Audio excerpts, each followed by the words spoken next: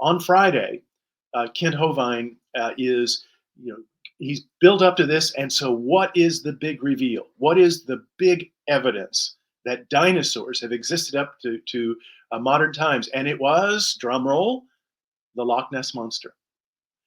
You're kidding. Yes, the Loch Ness Monster. And I could see over I mean, I'm sitting there with hundreds of young teenagers, and I could see the expression on their faces as they realized that he has no evidence at all, and that this is ridiculous. And I'm sitting there just brokenhearted because I realize he has just put the authority of Scripture, the Genesis account, on the same level with the abominable snowman and Bigfoot. And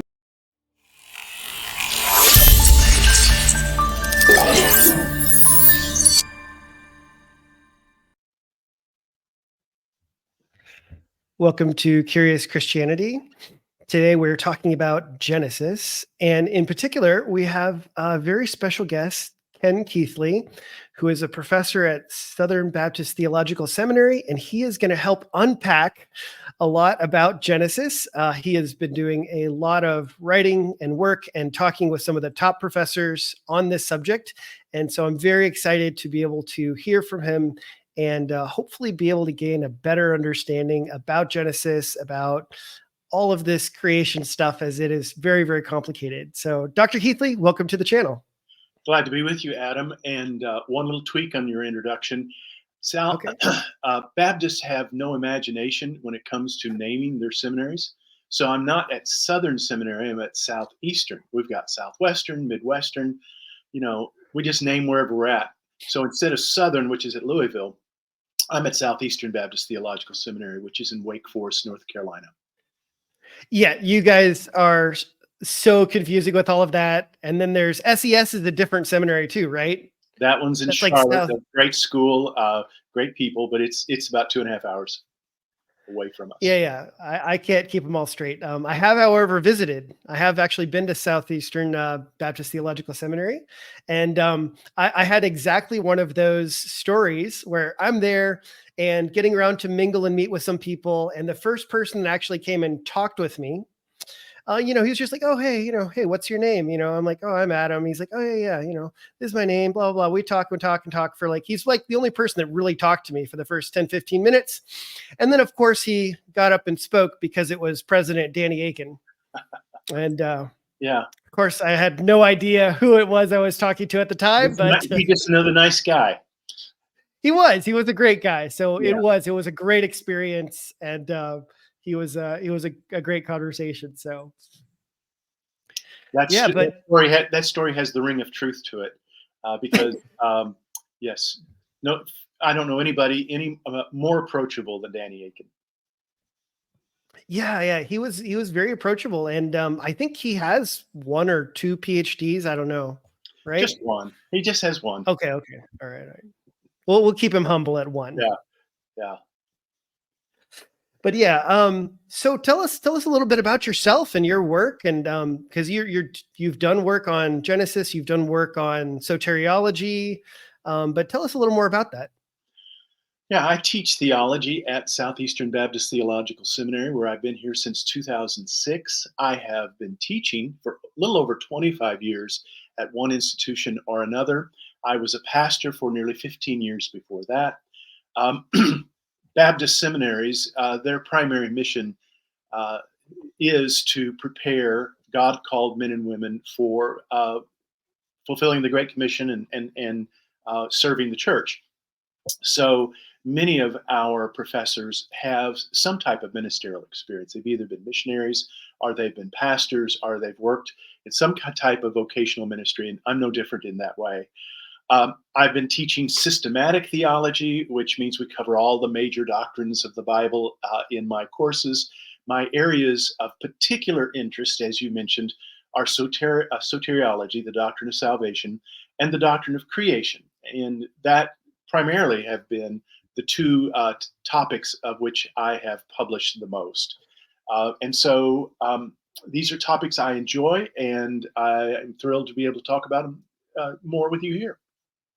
That's awesome. So here's the first question that I was really thinking about for you. And I was wondering, how have your views on creation evolved over time? Oh, that's a great question. No pun intended about the word evolve. But uh, as a young Christian, I attended a fundamentalist independent Baptist college, and that adamantly held to young Earth creationism. Read Whitcomb and Morris's book, The Genesis Flood.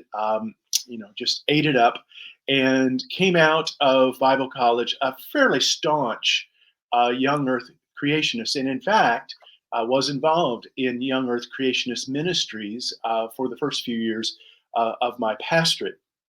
Uh, there were difficulties, as we all know, with the Young Earth position, but I believed, as most Young Earth creationists will do, and they will say that they are convinced that the only correct interpretation of Genesis chapters 1 through 11 in particular obligates a Bible believing Christian to embrace the young earth creationist view. And of course, this creates a fairly strong existential crisis in the minds of most thinking young earth creationists, because the scientific evidence really doesn't point in the direction of young earth creationism, hardly at all. One of the things that whenever I started out as in the ministry and in my studies, they didn't call it young earth creationism. They called it scientific creationism. And Henry Morris would be he would say that given if one was to truly approach the evidence from a neutral point of view, the evidence would demonstrably show that the world and the universe is 10,000 years old or less, which was so they made a very, very powerful claim in the early days of the movement, in the times that I was involved in it. By the 1980s, they moved away from saying that, because I think they had to acknowledge the evidence really doesn't. It's really not in favor of the young earth position. So then they started arguing for more staunchly what they called a presuppositional position, that one must presuppose that the Bible is true, and that the Bible requires a young Earth young Earth creationist position, and then take it from there. And so, therefore, no matter how difficult it may be to do so, one can look at those areas in which it's at least nebulous. We're gonna discount the evidence that seems to be fairly compelling for an ancient Earth, arguing that, that the noetic effects of the fall either is affecting the phenomena that we see, or our ability to interpret it. And so, therefore, one will adamantly hold to a young Earth position, regardless of what the evidence is. And I can point to you plenty of young Earth creationists that they will make it very clear that is the view that they hold. For me, I just have too strong an empirical bent, and I had a pretty strong existential or spiritual crisis about this in the 1990s, as I was studying about it further. And one of the things that helped me was to discover the writings of other evangelicals who either held to an old earth position, or even some that held to intelligent design, are some of the more conservative versions of evolutionary creationism. And that really was, in many ways, a lifesaver for me spiritually, in that it showed me that there is this very large evangelical community that have a very robust, strong faith that affirms the inerrancy of Scripture and the infallibility of the Bible, and that takes the biblical evidence seriously and as the authoritatively, and yet can integrate what the science actually says. And then you realize, my goodness, one does not have to do this binary choice: young Earth creationism or atheism, if you will, or Darwinism. And so I started making the shift in the 1990s, and by the early 2000s, I was fairly comfortable with calling myself an old Earth creationist. Gotcha. Yeah. So I want to stay on some of the things you said because they very much were in some of the arenas of my own transformation. Now, mine is a lot more recent than than yours. um, so because like many others, yeah, sure. I grew up in the Young Earth camp, right? Mhm. You know, listened to Kent Hovind and fill in the blank, Jason Lyle, all the answers in Genesis, all that stuff. Sure. And you know, learned their answers and their responses and those things. And so it's only been within the last, it's probably been 2 or 3 years now. But one of the major things that you said was huge for me, big eye opener. And it had to do with this scientific point. And I want to know what you think about this a little bit further, because I'll tell you from my experience and from talking to many of my friends, they think and they believe that these other creationist groups have strong scientific evidence to prove young earth creationism.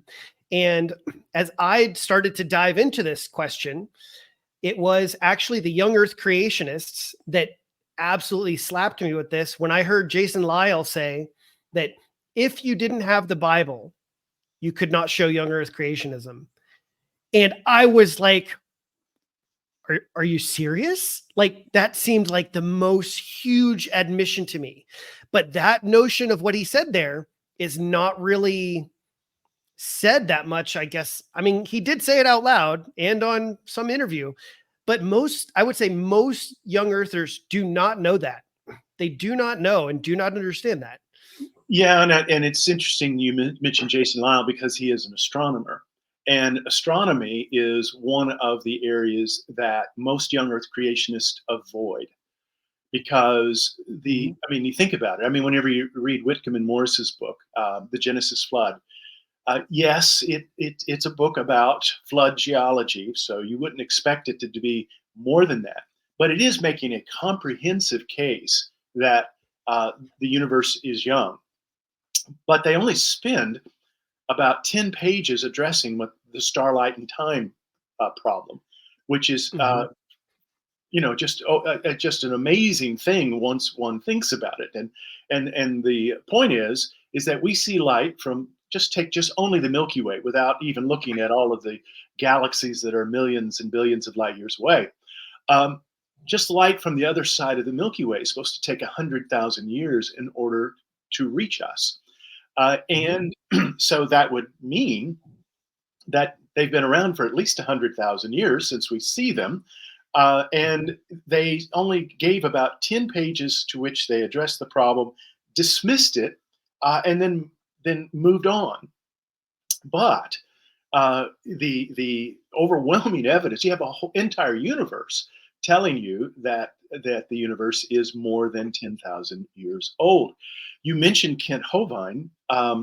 Kent Hovind probably was one of the persons who helped me the most realize that young Earth creationism is not true. Kent Mhm. Hovind came to my home church for a week. We had a big youth conference. There were hundreds of youth from many different churches there at my home church, and we started on Monday. And on Monday, he said he was going to prove that dinosaurs existed up to modern times.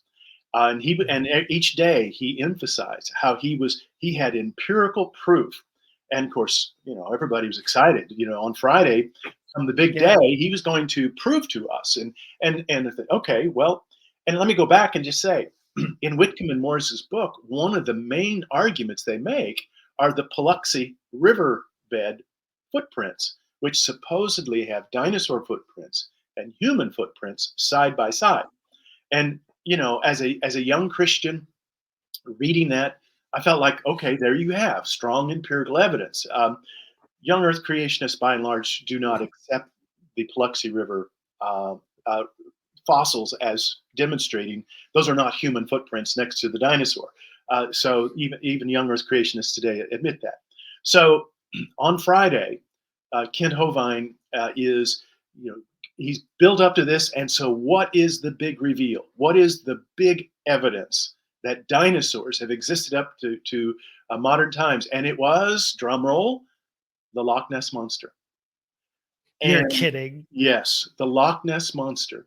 And I could see over the. I mean, I'm sitting there with hundreds of young teenagers, and I could see the expression on their faces as they realized that he has no evidence at all, and that this is ridiculous. And I'm sitting there just brokenhearted because I realize he has just put the authority of Scripture, the Genesis account, on the same level with the abominable snowman and Bigfoot, and Hmm. and other mythical things that sometimes they'll appeal to the fact that dragons, that medieval, you know Yeah. medieval stories about dragons. And it just really, I realized at that point that I appreciate their desire to uphold the Bible. I don't question their sincerity. I don't question their motives. I don't question any of that. But I would ask them to take a fair look, not only at the evidence, but at their own arguments and what is the fruit of their own arguments. And I know that many young Earth creationists, like I said, I love them. I really do. Okay, I teach at a school in which there are old Earth creationists and young Earth creationists, Hmm. and we get along just fine. But whenever I read from various articles, like from Kent Hovind or Ken Ham, in which they will lament how there is this slide into apostasy among young evangelicals, and Hmm. they will make it sound like it's the fact that we didn't teach young Earth creationism strong enough. And I want to gently suggest to them that they take a look at their own teachings and wonder, if you tell somebody it's either young Earth creationism or atheism, and then once they have it demonstrated to them that young Earth creationism is not really viable, what Hmm. what what choice have you left them? You gave them that binary choice. And what I would ask young Earth creationists to do is simply leave room for other reasonable and viable positions. I respect those who hold to young Earth creationism. I really do. Like I said, I've got good. I've co-authored a book with a young Earth creationist. Mark Rooker and I co-authored 40 questions about creation and evolution. Mark's a wonderful brother, and he's a young Earth creationist. And we had a wonderful time writing the book together. So I don't question their commitment to Christ, the Bible, and the desire to reach people with the gospel. Uh, but I would ask them to not put things in such a binary, uh, just set it up in such a binary choice that we leave room on these kind of questions. And I could mention other Hmm. areas, whether it's the points of Calvinism or your eschatology. Yeah. We said, okay, we're going to leave room. we're going to allow we're going to allow room for good people to disagree. And at the end, when we do that, I think that it's more intellectually uh, honest to our young people, and I think it also models the love of Christ better. Yeah. So I just want to make sure that this point is clear because, so one, like, yeah, of course, I have several friends that are still young Earth creationists. Um, I'm working on them a little bit. Because actually, I just did a debate Tuesday on this subject. So, does the Bible teach young Earth creationism?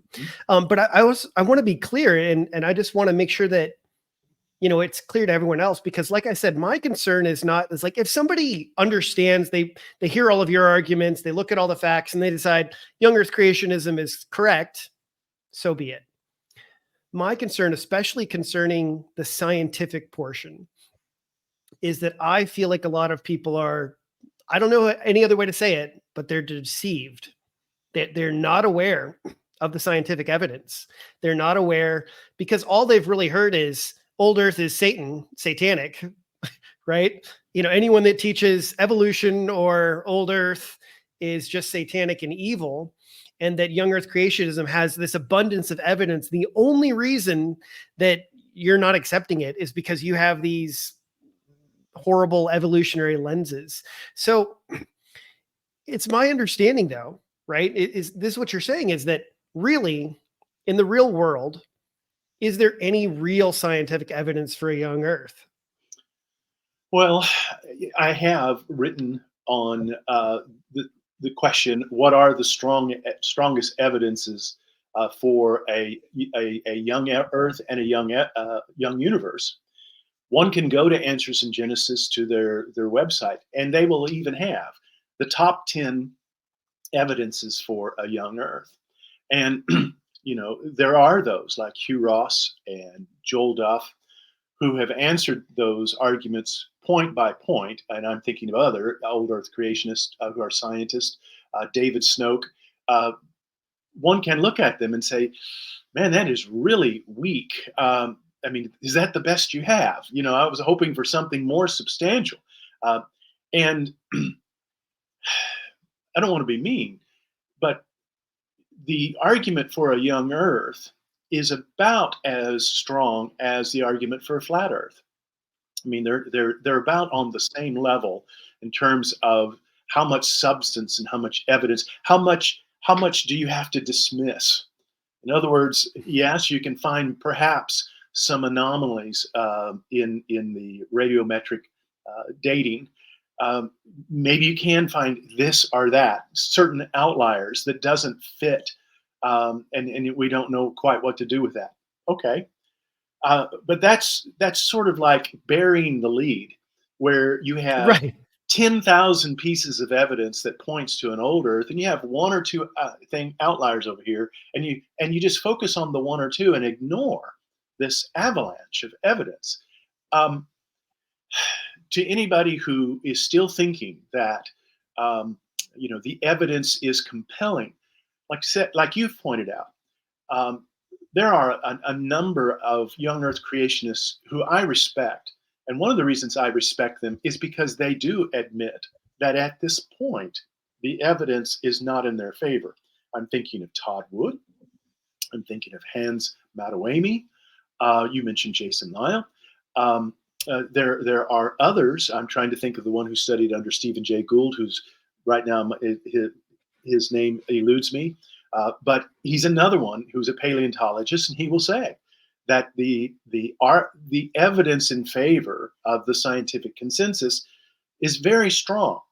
But he believes what he believes because he thinks that Genesis, he's a committed inerrantist, and he believes that the only honest reading of Genesis 1 through 11 requires a young Earth position, and so therefore he's going to plant his flag there, and that's it. I respect that. I really do. I respect the argument for its honesty, and I respect the argument for his commitment. And so, but that's a more honest way of presenting things, because that is a better presentation of how things really are. Yeah, and that's the part that I think is so important. And to me, what was eye-opening again was that as I dove into the subject, because it was like most people, like, it was like, okay, I'm a young Earth creationist and I wanted to dive into it further. The conversations were getting deeper. And so as I dove into Genesis, I guess it reminds me of William Lane Craig, when he was he was just like amazed at how much was in there.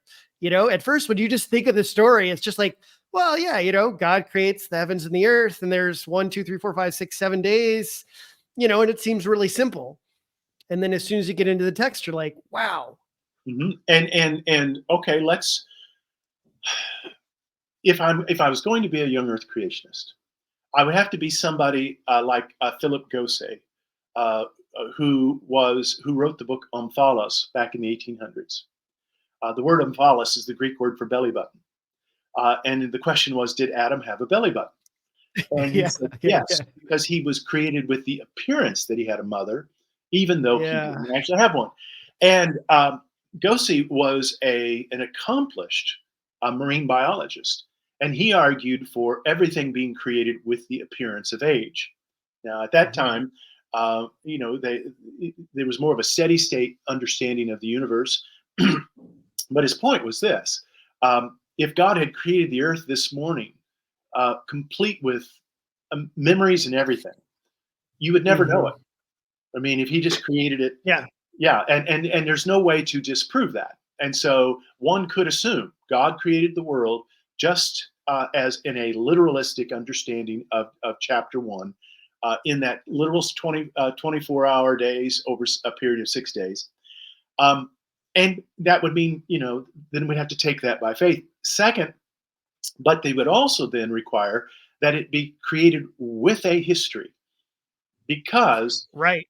you take the antlers of a deer, or the scales of a fish, or the leaves of a palm tree.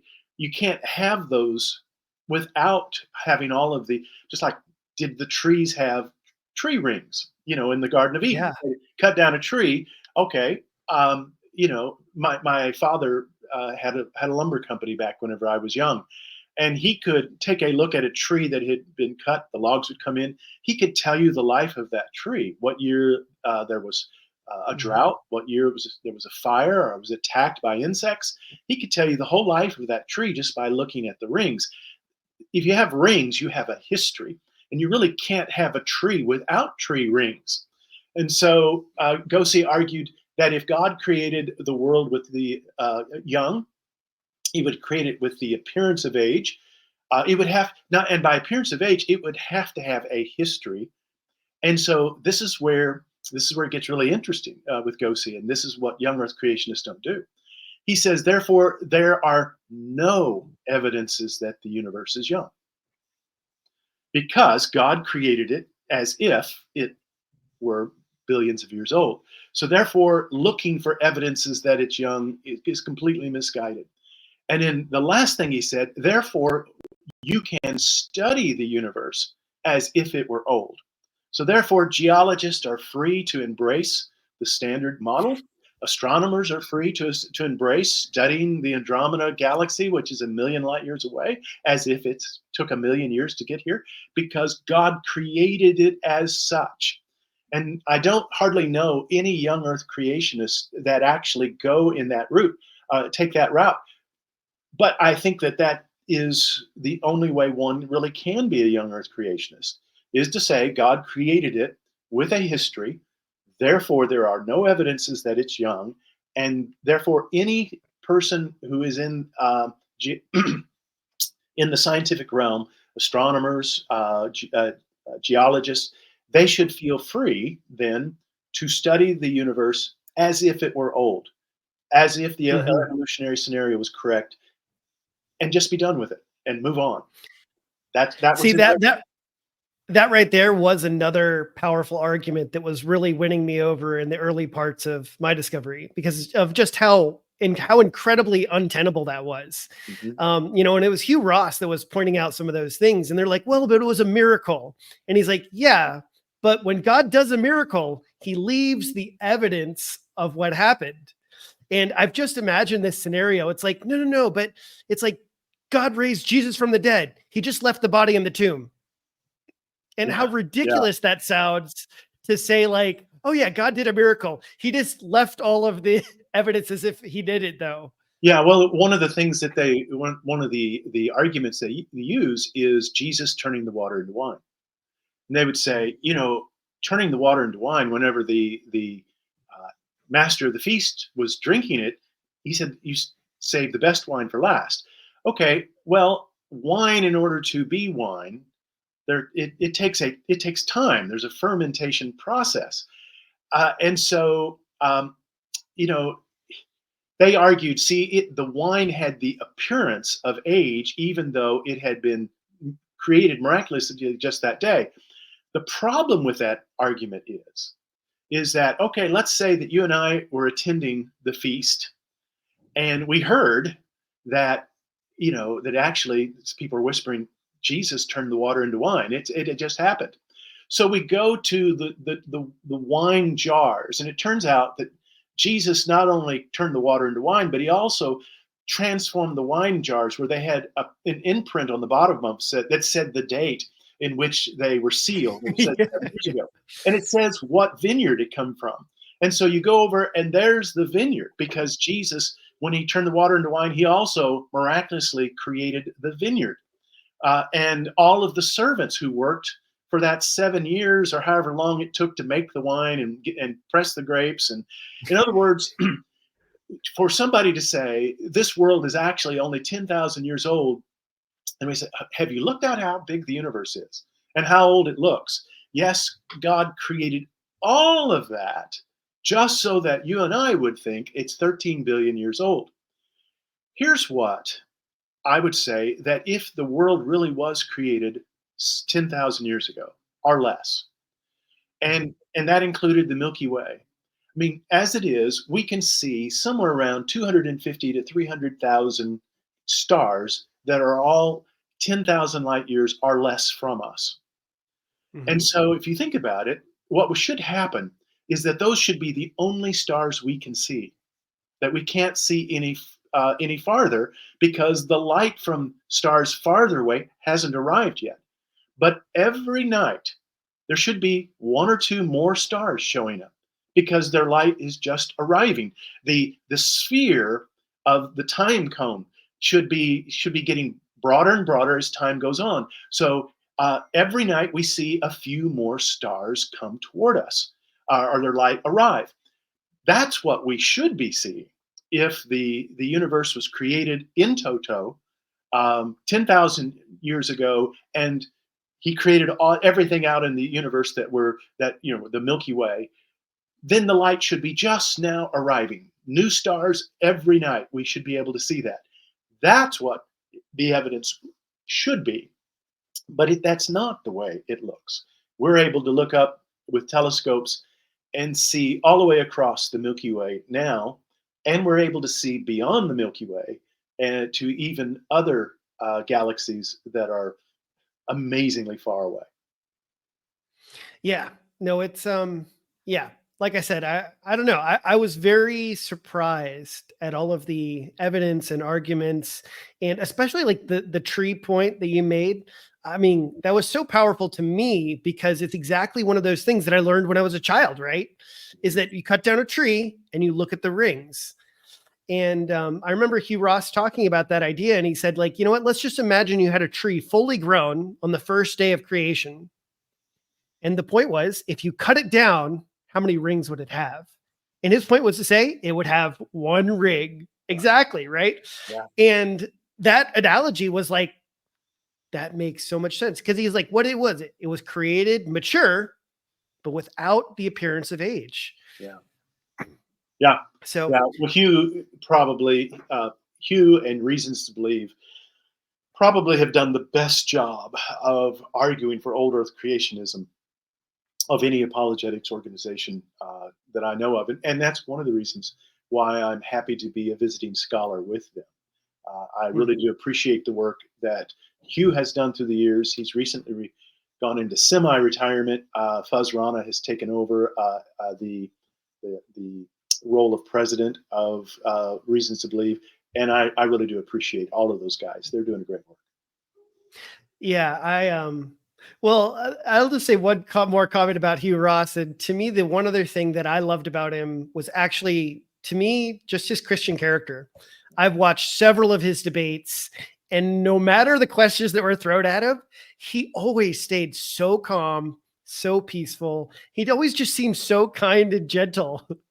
Yes, and he It's never just amazed me. resorts to attacking the person and Yeah, attacking their motives, even though others have done that against him.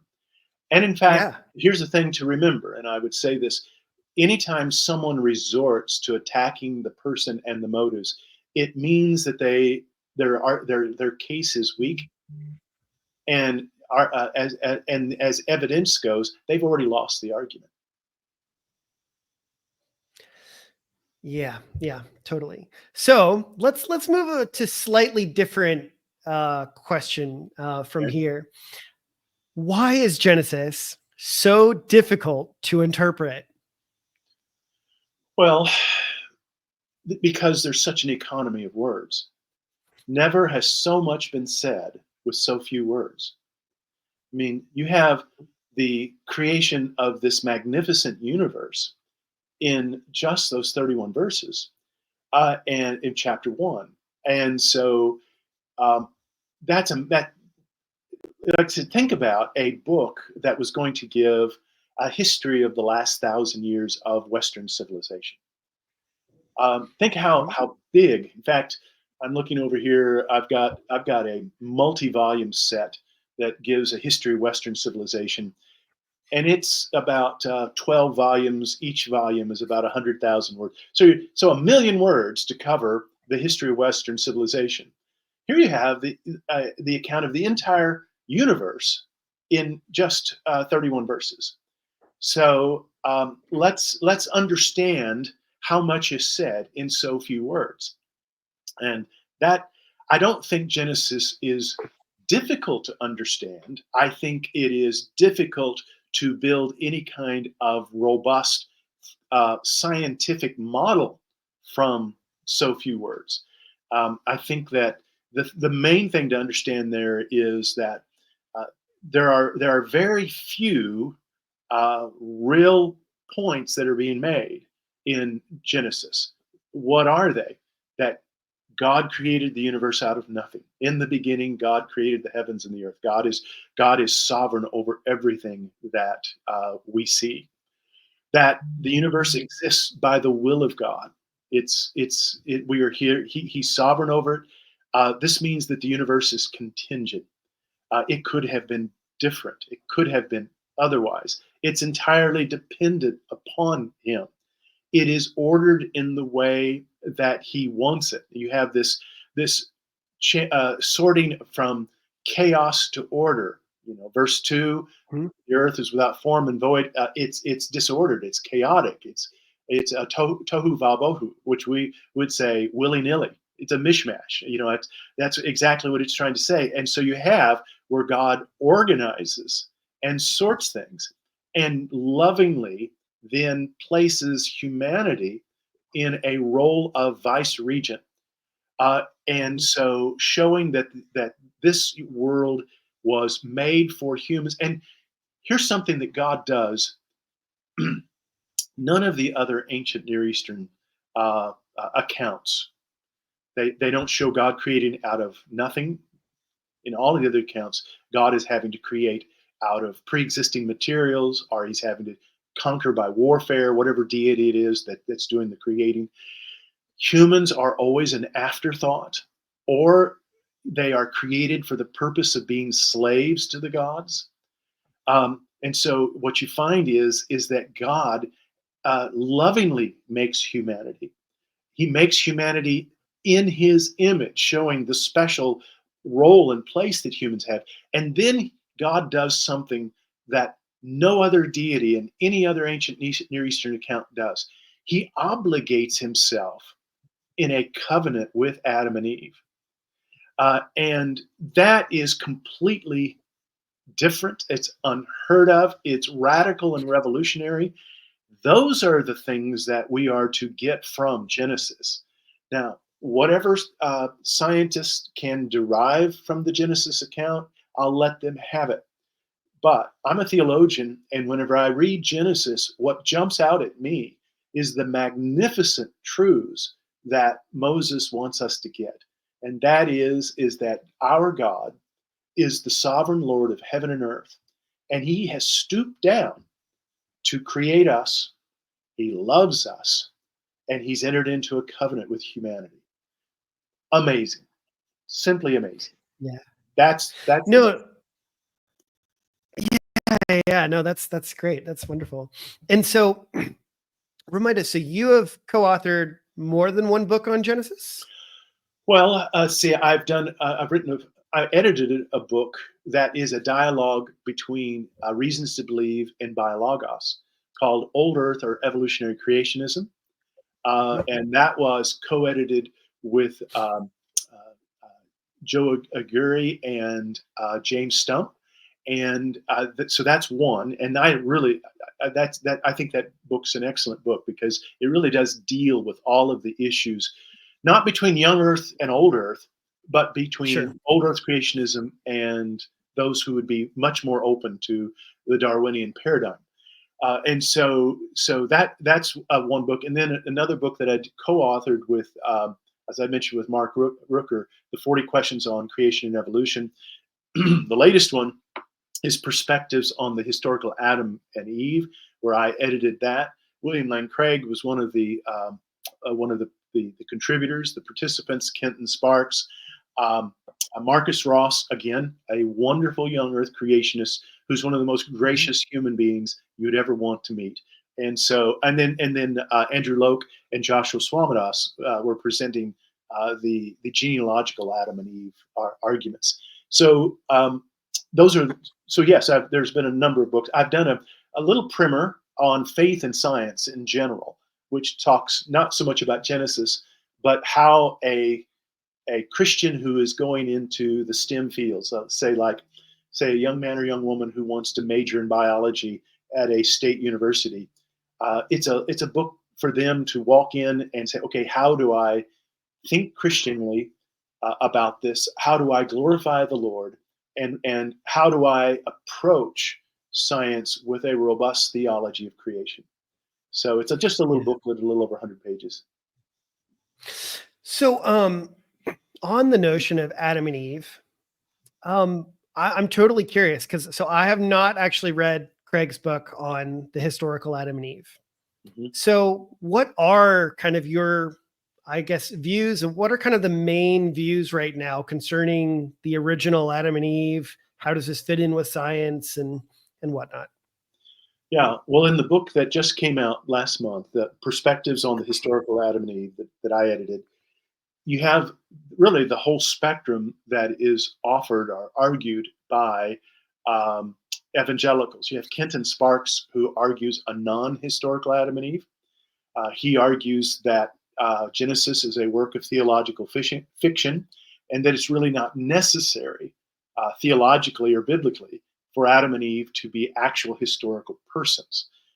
Now, someone might accuse Kenton of being a liberal, but Kenton will tell you very quickly that he affirms the Apostles' Creed and that he affirms that Jesus Christ, in other words, he holds to a very orthodox understanding of Christ, that Jesus Christ really was the incarnate Son of God who died on the cross and rose again on the third day.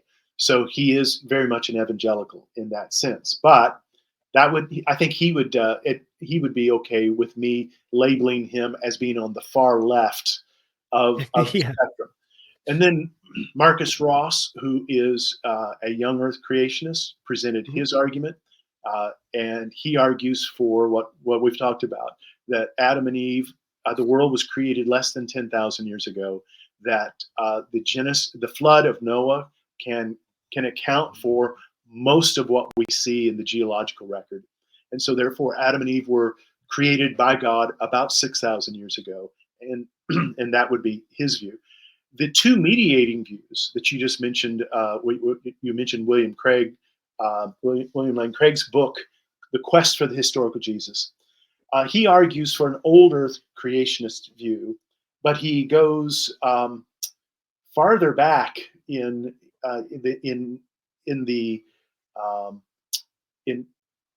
history. He puts Adam back about 500,000 years ago. And he does a genre analysis of Genesis 1 through 11 and argues that Genesis should be understood as mytho-history. Now, he uses the word myth in the technical sense of the word, not in the sense that like fables are fairy tales like we would think in the popular sense, but rather myth in the sense that it is an account intended to show us who we are, where we come from, and why we're here. And that this account is done in non-literal terms, in very figural language, but it's historical. Now, he said it's not merely myth, it's using the genre of myth, but it is telling us about real people created by God in a real scenario. And so that would be Bill Craig's position. Andrew Loke uh, argues the genealogical Adam and Eve position, which I find a fascinating position, in that they say that all the arguments about genetics are misguided. That what the Bible emphasizes is genealogy. And when one looks at what scientists teach about genealogy, it's remarkable that anyone who lived 6,000 years ago and they had kids, you can safely assume that they are the ancestors of all of us. Someone say, "Well, I descended from Genghis Khan, or I descended from the pharaohs." They'd say, "Well, big deal, we all did." You know, the math, once you hear the arithmetic, it is compelling. I mean, you think about it, you have two parents, you have four grandparents, 8 great grandparents, 16 is the next generation, 32. In other words, the number of direct ancestors that you have grows exponentially every generation. So it is just 300 to 400 years from now, or you go back 300 to 400 years in the past, you have over 1 million direct ancestors that you descended from directly. And if you go back to the time of Christ, hypothetically, you have over 1 billion direct ancestors. Problem is, there was only 150 million people in all the world. So as you go back even generations farther, go back to the time of David, there were only 50 million people in the whole world. Go back to the time of Abraham, there's more people in metro New York City than was in the whole world. And so as the hypothetical number of direct ancestors you should have had keeps on growing exponentially, it's obvious there's a very smaller and smaller available pool. And so this shows that basically God could have created a couple, placed them in a garden, allowed them to be tested, in which they failed and were exiled. They then would be the descendants, they could then be the ancestors of everyone who's been alive today.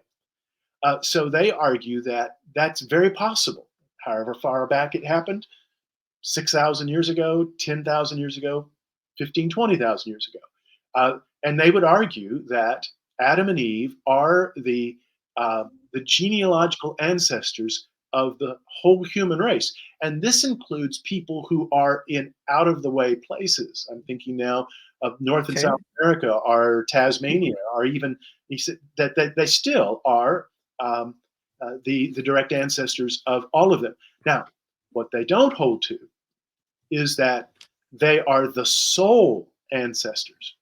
You see, what Andrew and Joshua are holding to is that they argue that the standard evolutionary paradigm that hominids came about, and then modern humans, the usual way.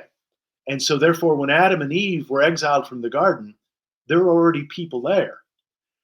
And that explains how it is that Cain got his wife and was worried about people killing him, and how it was he was able to go found a city, because there were already humans there.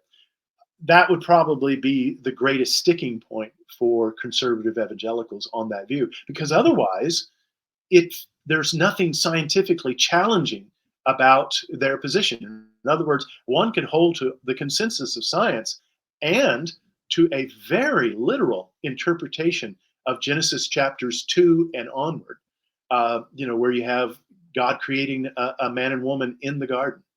And so that's the relative strengths of each of those positions. Yeah, that's definitely really interesting. And I mean, those are the real struggle for a lot of people is exactly that question. Yeah, where did Cain get his wife? And if there are other people, then how does that gel with the Bible? Like, how does it work? Right? That's what everyone wants to know and figure out. And again, we're operating with a remarkable economy of words.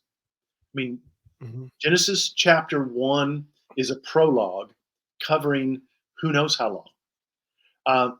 Genesis 2 through 11 even, is covering thousands of years, even the most literalistic reading. So you think about it, just those few chapters, it's covering an incredible amount of time, and so many things it mentions or says, it just says it in just, as I said, just mentions it in a part of a verse. What are Yeah. we supposed to do with this? How are we supposed to understand this?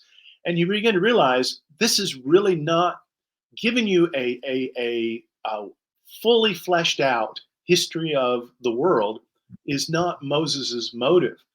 What he's really trying to do is connect the account of Abraham and the patriarchs with greater world history, just to let you know how it situates in world history. Because once we get to chapter 12 in Genesis, the narrative slows down. Suddenly now it gives a very detailed, year by year almost account of first Abraham, then Isaac, then Jacob, and then Joseph and the 12 patriarchs. And so from chapters 12 through 20 is covering, those four generations. And that's the real point. That's the center of gravity for the book of Genesis, is telling us the story about God's choosing of Abraham and his offspring to be a salvific benefit to the whole world. From your seed, singular, shall all the nations be blessed. And of course, then we have the account of God calling Abraham, then the patriarchs, and then Israel in Exodus, all the way up to the New Testament, where we have that story culminated in God's Son and Abraham's offspring, Jesus Christ. Hmm. So I'm curious a little bit. What is your view about the long ages mentioned in Genesis? So this has been one. I'll be honest. So I've listened to several arguments on this. I'm not super compelled one way or the other. Like, I've definitely heard the Sumerian king list idea, but some people are like, well, some of these don't exactly match, but it's close enough. Um, and I really just don't know. I don't know. I don't know what to make of it, because it's like, it seems so literal enough that it's like, well, that's what it sounds like to me. I hear the Sumerian king list argument, but it's not the same as the Sumerian king list. I would be more compelled if the years were 20,000 years for each one of them. And then it was like, okay, I can see the really direct parallel here. But they're just like, well, there were old ages for the Sumerian kings and there are old ages for the Bible characters. So what can you tell us about this Yeah, list? boy, that's a great question. And like you, I'm not quite convinced by any argument. Your point Mm-hmm. about the Sumerian king list, that there are those lists, and they do have these extravagant ages, like you said, some of them 20, 30,000 years. And here's what I would here's someone like Carol Hill would argue, that you have to remember that it's operating not over a base 10 system, but it's arguing over a base 60 system. Uh, Mm-hmm. that much more like the ancient Near Eastern. We think of, we still have our clocks on a base 60 system that we got from them. 60 minutes. 60 minutes. Yeah, Yeah. yeah, and that's very interesting what to do with that. And she would argue that once you realize that the numbers are operating over a base 60 system, that each number then has a symbolic meaning that unfortunately now is lost to us. In other words, it would have been clear to the original audience that in a way that it is not so easily with us. That's about as reasonable an argument as I know. And if someone was to compellingly say to me, no, what this demonstrates is that particular lineage had God gifted them with extraordinary long lifespans. And in fact, that the original audience would have understood that and has seen it that way. Okay, I mean that I will accept. I accept that whatever I do accept that what we're reading there is the truth, and that this is a difficult passage to understand what it means. I don't just simply um, flippantly disregard it because, well, that obviously can't be true. Nobody lives to be 900 years old, and so then we just dismiss it. No, I think there's something going on here, even if I don't know quite what it is, Mhm. and I'm quite comfortable with that. There are places. I mean, the Book of Revelation does some very interesting things with numbers. It also does some very interesting things with the locale of the seven churches. And one really does need to know the geography and history of each of those seven churches to understand what exactly uh, the Lord is saying to each of those churches. And so it's possible for there to be a message given to the original audience that they would get that's very clear to them that perhaps is not as clear to us. But what we need to know from that is communicated very clearly that God is sovereign even through all of these genealogies. And I think that's true even then when we look at the genealogies that go all the way up to the life of Christ. I mean, it's very fascinating to see what all is happening in history during these various generations. Some of which that in the time that they are living, it's they would have no idea that God is still providentially guiding and making sure that His plan is being accomplished with perfection. All they know is they're being exiled to Babylon.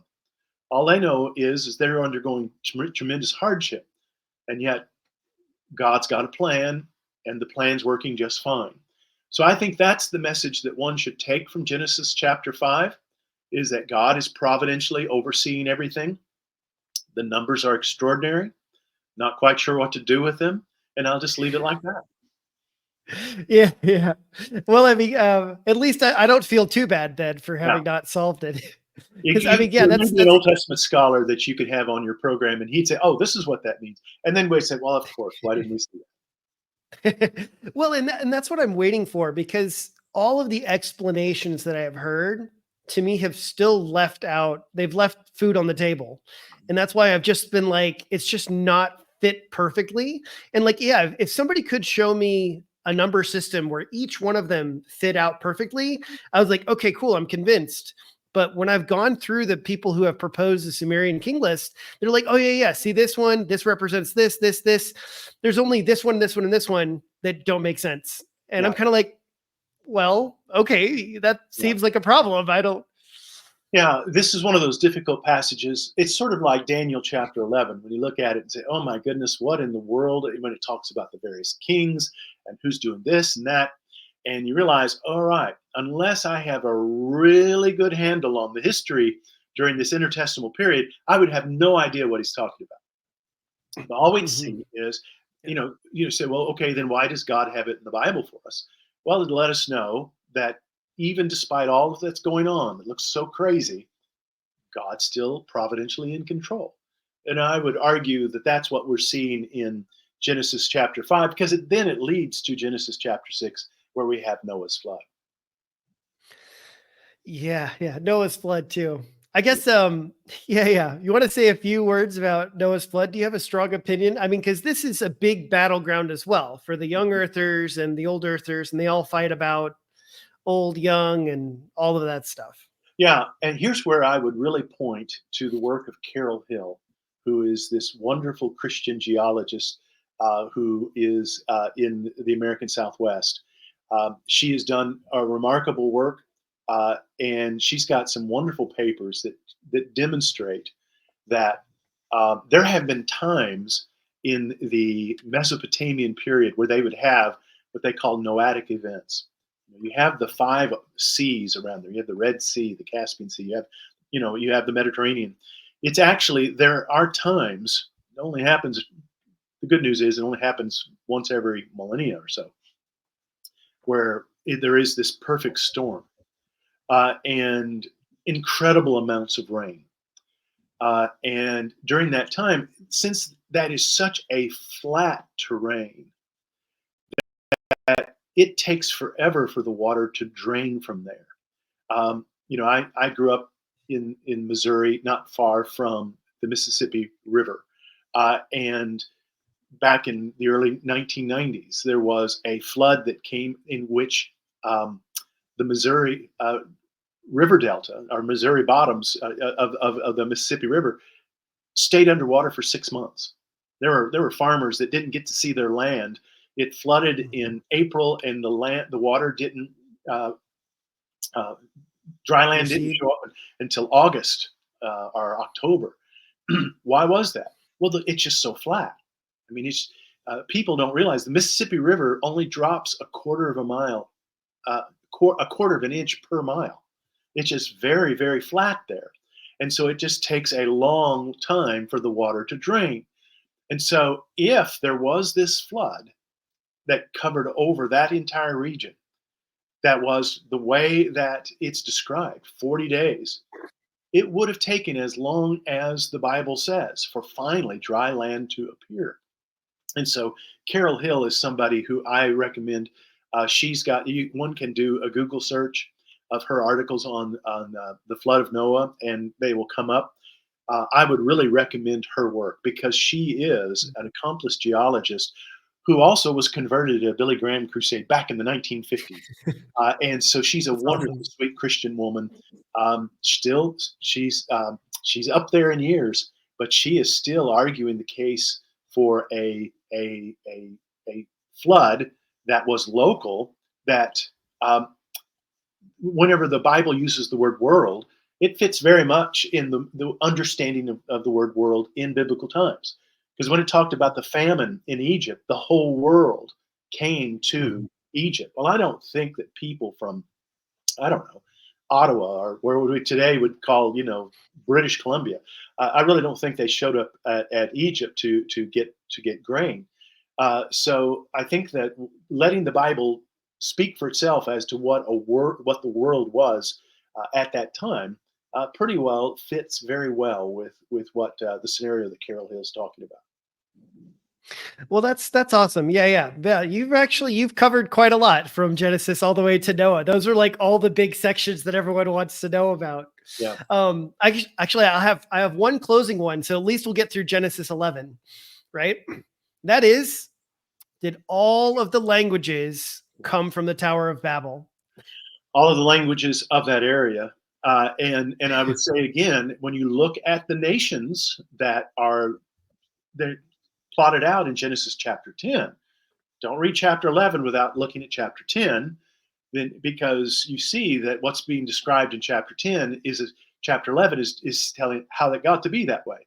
It is talking again about the region around after Noah's flood. What happened there? And I think that that's the best way to understand what's going on there. Very cool. Very cool. Well, Dr. Keathley, thank you so much. Did you have any particular other books that you wanted to promote? I know you have the few books that you've talked about, and any shout outs you'd like to give for everyone else? Yes, there is a new book coming out that I have coming up on the 15th of September called um, Faith and Science, a primer for a hypernatural world. And it is a little booklet about just about 100 pages in which it presents a theology of creation for someone who wants to be involved in the STEM fields, science, technology, engineering, and math. Or it's a great resource for any pastor or youth pastor who ministers to young people, college students who are engaged in the scientific endeavors. And so, what it's intended to be is something that a young Christian who wants to glorify the Lord in their vocation, it can give them a robust theology of creation to do so. Very cool. Very cool. Well, I will try and get a link from you and include that in the description. And until then, we will be on to the next episode. Adam, Thanks so much for coming. thank you.